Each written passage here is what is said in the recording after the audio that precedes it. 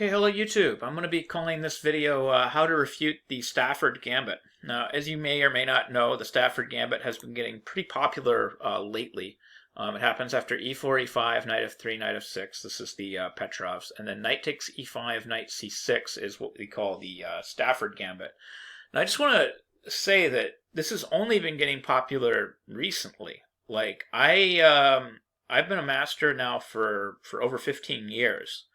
And in my entire time playing chess, all of the games that I've played at the master level, I have ran into the Stafford Gambit exactly 0 times. So this is kind of a new development. People are getting into this, and I would like to point out that I don't think people have had a very high opinion of the Stafford Gambit until recently. And I would like to point out that I still don't have a very high opinion of the Stafford Gambit, although there have been some interesting new developments in the opening, and I'll discuss that in a minute. But my recommendation in the Stafford is just take the pawn. I think there's no reason you can't take it. And then one of the difficulties I have with understanding how Black has compensation in the Stafford Gambit is Black's plan is just dead simple. He really just intends to put his bishop on c5. He intends to get control over, like, the d4 square, for example. He's kind of hoping white castles because he's going to play stuff like h5 and knight g4. And the issue that I have with Black's position is his plan is so straightforward and so simple, and he really has no alternative plan, that if you just have kind of like a list of things that you're not going to do, you should be able to refute the Stafford Gambit pretty easily. So, like, a couple of things that you don't want to do, you don't want to castle early, because obviously that's going to play right into Black's hands. And another thing you don't want to do is you don't want to give up control of d4. So knight c3 is a no-go. So the first move you're going to play is going to be d3, making sure not to do any of those things. You want to hold that pawn, but you don't want to play knight c3 because you can't give up control of d4. So then they're going to continue with their plan bishop c5, and now of course you have to worry about knight g4 and bishop g4 in conjunction with queen d4. So the next move is again a must. You have to play bishop e2 to prevent knight g4. And now you're preparing to castle to get out of the middle, but you have no intention of castling early. You want to make sure all the danger is gone before you castle. So typically here in the Stafford, like the sophisticated players, they're going to play h5. If they play queen d4 too soon, things don't really work out here for them. If they play queen d4 right here, you can just castle, and then everything is fine. They don't have time to play h5 before you kick them out of the center with c3 and d4. So they need to play h5 to kind of prep this queen d4 or knight g4 or whatever it is they want to play. And then of course you have time to play c3 and make sure you keep a firm grip on that d4 square. Now, typically at this point, most players will continue with their idea. They'll play knight to g4. And then I recommend playing the move d4 to just kick this bishop out of the middle. Now, if they try something other than knight g4, you just play d4 anyway. And d4 is a big problem, as you can see. We're just winning material, and we're not castled yet. They don't have the target. It's hard for them to get anything out of this. So knight g4, d4. Okay, so this is probably a critical moment. Now, at this point, against most people that I've played in the Stafford Gambit so far, I would say that this practically refutes it right here. Most people that I play against will play either bishop e7 or bishop b6 here, and then you can kick this knight back. Like, for example, and I'm not sure if any of their retreats actually matter, just any retreat, like bishop e7, you kick this knight back with h3 before you've castled. After knight f6, e5, knight d5, and then you castle. And you've completely consolidated your position. You're totally castled. You've consolidated the pawn. You have the center of the board. Of course, it's still possible to lose the game from here, but you're cleanly up a pawn. So if you lose the game from here, it'll be for other reasons. So you're cleanly up this pawn now. You've refuted it. You've castled. You've consolidated your position. This is everything you want. And I would say 90% of the people that will play the Stafford Gambit will probably retreat the bishop here, either to e7, d6, or b6. The more sophisticated players are going to try to get the position into something a little bit more wild. They're going to try something like queen h4.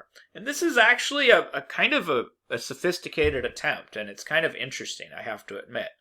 So my first reaction to this move queen h4 is, if I'm defending, the last thing I want to do is move pawns on my king side.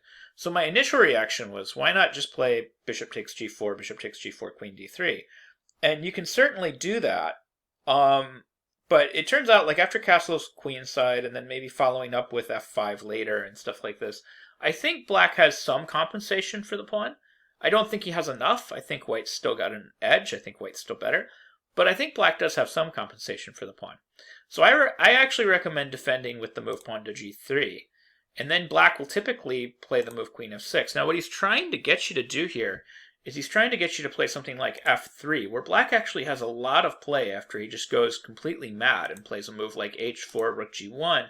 Black has a lot of play here because you've moved a lot of pawns. And this is something that you don't want to do when you defend. You don't typically want to move a lot of pawns. So my recommendation to refute the Stafford Gambit, if you just want to refute it and just prove that black has nothing for his material, don't play pawn f3, play bishop f3. I actually give this move like 2 exclamation marks. All you're doing is the same thing you were doing in the other lines. You're buying time to play h3 and kick this knight back. So the best attempt that I see for black is to try to continue to maintain the tension. Again, we retreat the bishop, we play h3, we retreat the knight, we've consolidated our position. That's what we want. We've consolidated our pawn, and I think black is simply worse. So if they play a move like bishop e6, trying to keep it wild, we play h3, again, taking this bishop or whatever. This is not the priority. The priority is consolidating our position. We're already up a pawn. We don't want to play into black's hands, take more material. We're just going to play h3. We're going to kick this knight back, and then once we kick the knight back, we're consolidated. So again, I'm looking at the lines where black tries to keep it weird. Castle's queenside, trying to create this pin so we can't take the bishop. Well, if he's not going to move the knight, we can certainly take it. And I think this is a good capture, though, because what we're doing is we're actually going to be simplifying this position. After h captures g4, h captures g4, we're going to get these rooks off the board. We're going to retreat our bishop to the nice fianchettoed square, keep our king nice and safe. And then after rook h2, we're just going to shuffle our king over to f1. And the king is actually pretty safe on f1. Okay, so now at this point, if they continue to try to keep things wild and aggressive, because we're very close to consolidating here, at this point, if they play a move like queen g6, where of course we're going to take more stuff, and then they can sacrifice, and then they can go after our light squares. Once you play f3, this should be major advantage white. This is really tight, though. You got to be careful here. He's still got a lot of checks and a lot of play. So after gf3, you don't want to actually take back. He's got enough going on here that he can probably get a perpetual check after queen captures f3, probably starting with something like bishop h3 check.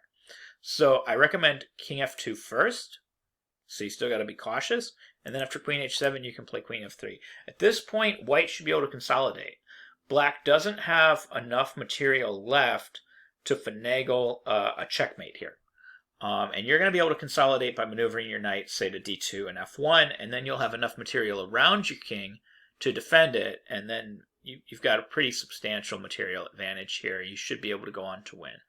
So I think this is honestly like the refutation of the Stafford Gambit. If you run into a Stafford Gambit on a regular basis on the internet and you just want to know how do I get an advantage or how do I beat this, I think this is how to do it. So if you've got comments, or if you think my line is bad, or you have a better line, or you've looked at this on your own and you have some improvement, please by all means share it. I really want to know. I want to know if there's some improvement to this line that I don't know about. That makes the Stafford Gambit more playable than I think it is. I would really appreciate it. Thank you very much for watching, and I hope you learned something new about chess.